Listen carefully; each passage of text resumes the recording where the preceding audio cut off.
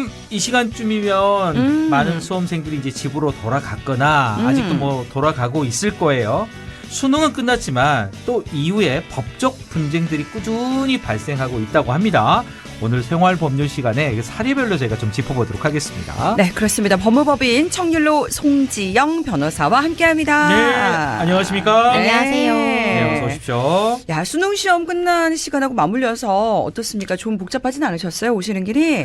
저도 좀 많이 걱정을 하고 네. 좀 빨리 나왔는데 네. 다행히 제가 오는 길은 대부분 고속도로예요. 아. 학교 근처가 아니다 보니까 수월하게 잘 왔습니다. 아, 저는. 예. 네. 오늘 뭐 그래도 이제 크고 작은 작은 소동들은 있었다고 하는데 이제 수능과 관련된 법적 분쟁들 저희가 하나하나 좀 알아보도록 하겠습니다. 어떤 내용부터 저희가 좀 살펴볼까요? 예.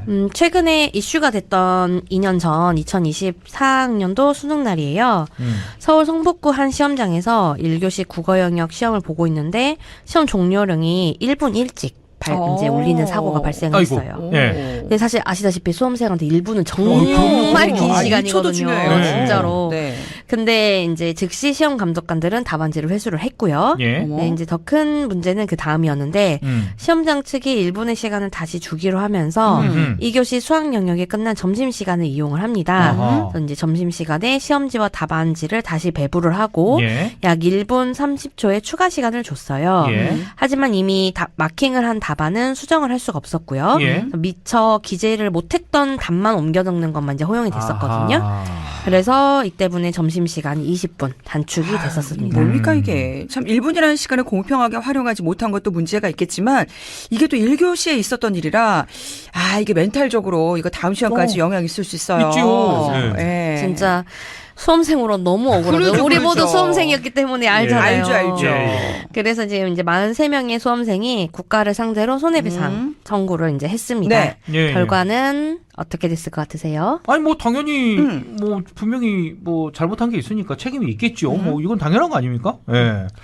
그리고 뭐또 책임이 있다면은 감독관이죠. 맞아요. 그 감독관에게도 가장 큰 책임이 있을 것 같습니다. 왜 어떻습니까? 네, 이 사안에 대해서 서울중앙지방법원은 해당 수험생들이 정신적 고통을 겪었다. 이건 명백하다라고 봤고요.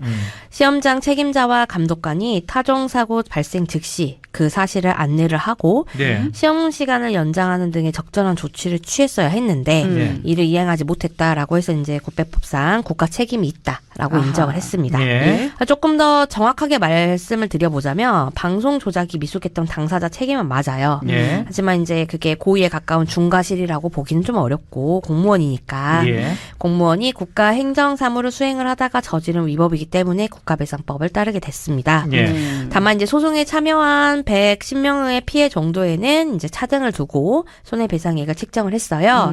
추가 시간에 마킹을 완료하지 못한 대부분의 원고들한테는 각 300만 원 정도를 마킹을 완료했던 2명의 원고에게는 각 100만 원 정도의 위자료를 이제 책정을 했습니다. 네.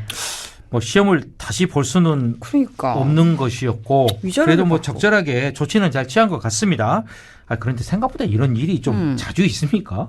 그래서 사실 비슷한 사고가 2020년도에도 있었거든요. 그래요? 있었어요? 네. 심지어 그때는 3분이나 와, 이거 이건 네. 3분. 3분 진짜 뭔 일이야. 감독관들이 이제 답안지를 걷다가 상황을 파악을 했고요. 예. 즉시 시험지를 재배부를 하긴 했는데 예. 시험을 다시 볼 시간을 딱 2분밖에 안 줬어요. 그래서 해당 시험장에 있던 수험생이 국가를 상대로 소송을 냈는데 이때는 국가가 이겼습니다. 왜요? 이게 손해배상 청구권의 소멸시효 때문인데요. 아하. 시험장 과실 자체는 인정이 되는데 예. 우리 법상에서 이제 국가배상법상 손해 및 가해자를 안 날로부터 3년 이내에 청구를 해야만 하거든요. 네, 이제 해당 수험생은 늦어도 수능 성적 통지일에는 구체적 손해를 인지를 했을 것이다. 네. 근데 3년 하고도 5일이 지나서 청구를 해서 5일. 네, 그래서 청구가 기각이 됐습니다. 5일 차로 안타깝습니다. 5일이요? 네. 어쨌든 시험장이나 감독관의 위법으로 문제가 있다고 판단을 하면 법적 구제의 반응성이 있다는 게 좀 확인이 된 셈이긴 한데 근데 이게 지금 시험 운영 중에 일어난 일이잖아요. 근데 아예 그런데 또 수능 문항 자체가 오류였던 적도 있었죠. 그렇죠. 2022년 2학년도 수능 생명과학 2 20번 문항이에요. 네. 유전 법칙에 관련한 문제였는데 시험이 끝나고 조건 자체가 모순이다. 그래서 정답이 나올 수가 없다. 이런 비판이 있었어요. 수험생들과 학부모들이 소송을 제기를 했고요. 법원도 한국교육과정평가원이 정답을 잘못 지정했다라고 판단을 했습니다. 그래서 해당 문항은 결국 정답 없음 처리가 되었어요. 이때 성적표가 나오기 하루 전에 가처분 인용이 돼가지고 전체 수험생이 6,500여 명 정도 됐는데요. 네. 해당 과목의 점수가 공란으로 배부가 되기도 했습니다. 아이고.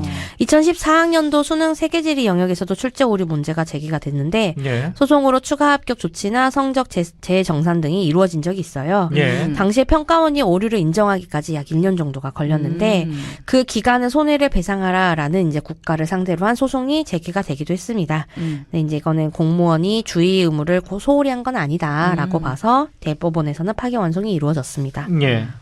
수능이라는 게 워낙 진짜 중차대한 일이다 보니까 네. 여러 가지 일들이 일어나고 있어요. 그런데 이제 가끔 이제 이런 뉴스가 나오더라고요. 부정행위, 이제 우리 컨닝, 이런 보도가 가끔 있는 것 같아요. 실제로 좀 어떻습니까? 예, 부정행위에 관해서 가장 많은 유형이 종료령에 올렸습니다. 그런데 아. 답안을 작성하는 계속 거. 아하, 네. 이 부정행위. 네. 감독관의 지시를 따르지 않고 계속해서 마킹을 하면은 해당 연도 시험이 무효 처리가 될 수가 예. 있습니다. 일부 부정행위는 단순히 성적 무효로 끝나지 않고 형사처벌까지도 받을 수가 있어요. 기억하실지 모르겠는데 2005학년도에 광주 지역에서 대규모 부정행위가 있었어요. 광주 지역 중학생 동창들이 범행을 주도를 했는데 예. 수법이 좀 대담했습니다. 네. 40대의 휴대전화를 구입을 해서 송신용, 수신용, 중계용 이렇게 나누어서 정답을 공유를 합니다. 예. 평소에 성적이 좋은 친구들을 선수라고 불리는 일부 학생들이 답안을 전달을 하면은 예. 도우미라고 불리는 수능을 안 보는 후배 그룹이 다수의 답안을 정답으로 해서 나머지 수험생들에게 메시지로 전달하는 거예요. 오. 이 범죄 보소. 그래서 광주 지역에서만 159명, 전국적인 가담자가 374명이나 됐고요. 예. 그중 314명은 성적이 무효 처리가 됩니다. 그중 7명은 위계에 의한 공무집행 방해 혐의로 재판에 넘겨져서 각 징역 8개월에 집행유예 1년을 선고를 받았고요. 예. 이 사건 이후에 수능의 모든 전자기기 반입이 금지가 되었고 그렇구나. 개인 필기구가 아니라 일괄 지급 때는 샤프를 써라 이런 식으로 예. 변화가 많이 있게 되었습니다. 아, 진짜 이런 건 안 되는데. 예.